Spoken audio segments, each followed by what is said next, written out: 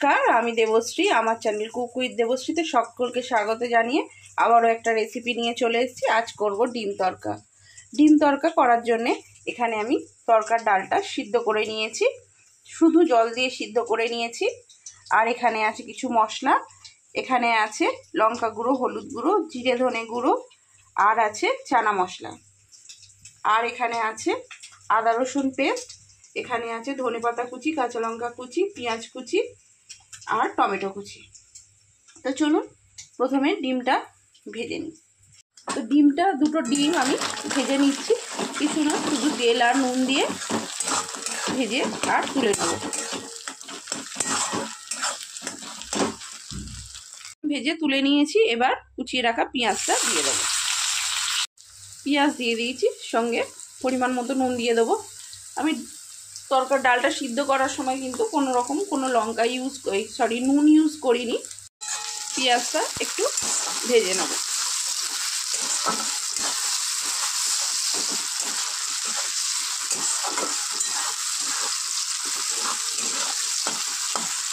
পেঁয়াজটা একটুখানি ভাজা হয়ে গিয়েছে, হালকা জাস্ট রংটা চেঞ্জ হয়েছে। এবার দিয়ে দেবো কুচিয়ে রাখা টমেটো।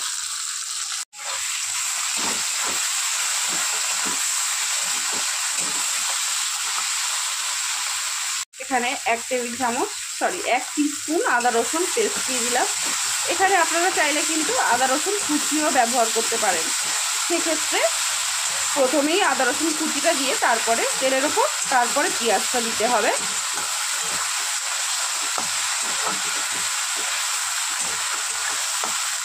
আদা রসুনের কাঁচা গন্ধটা চলে গিয়েছে, দিয়ে দেবো গুঁড়ো মশলাগুলো সব,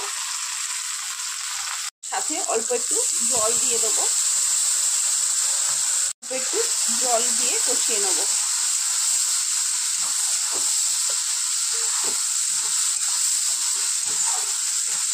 আপনারা হয়তো ভাববেন যে আমি কেন চানা মশলা দিলাম। চানা মশলার যে ফ্লেভারটা তরকাতে খুব সুন্দর যায়, আপনারা চাইলে নাও দিতে পারেন।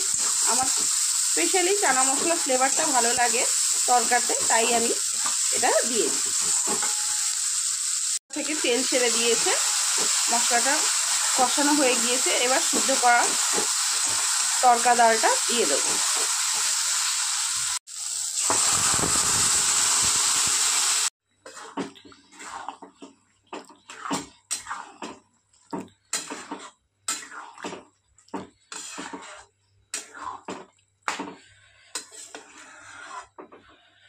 ডালটা দিয়ে মশলার সঙ্গে খুব ভালো করে মিক্স করে নেব।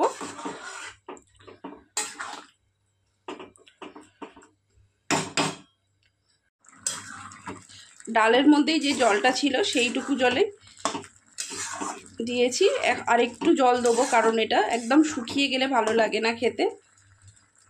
ঠান্ডা হয়ে গেলে একদম শুকনো শুকনো হয়ে যাবে, তাই খুব সামান্য 1 কাপ মতো ছোটো কাপের জল দিয়ে দিলাম।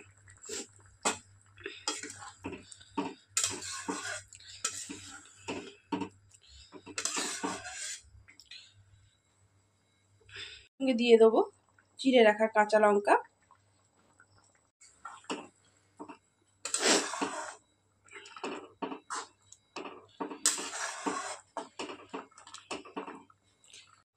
এবার ভেজে রাখা ডিমটাও দিয়ে দেবো একই সঙ্গে।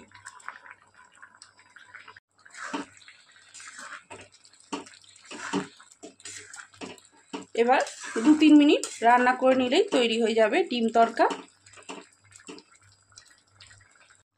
একদম রেডি আমার ডিম তড়কা। তো এবার ওপর দিয়ে ধনেপাতাটা ছড়িয়ে দেবো।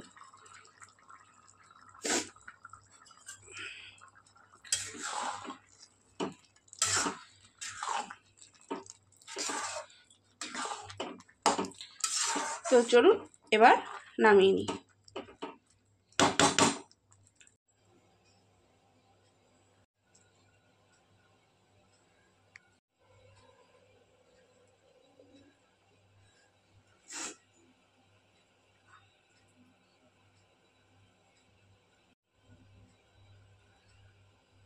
তৈরি হয়ে গেল আমার ডিম তড়কা।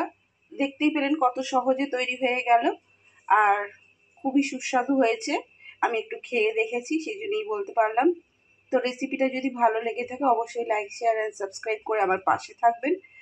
আর আমার ভিডিও সবার আগে আপনার কাছে যাতে পৌঁছে যায় তার জন্য বেল আইকনটা টিপে দেবেন। তো চলুন, আর এই রেসিপি সম্পর্কে যদি কিছু জানার থাকে তাহলেও কমেন্ট করবেন। তো চলুন, আজকের মতো টাটা, দেখা হবে অন্য কোনো দিন অন্য কোনো রেসিপির সঙ্গে।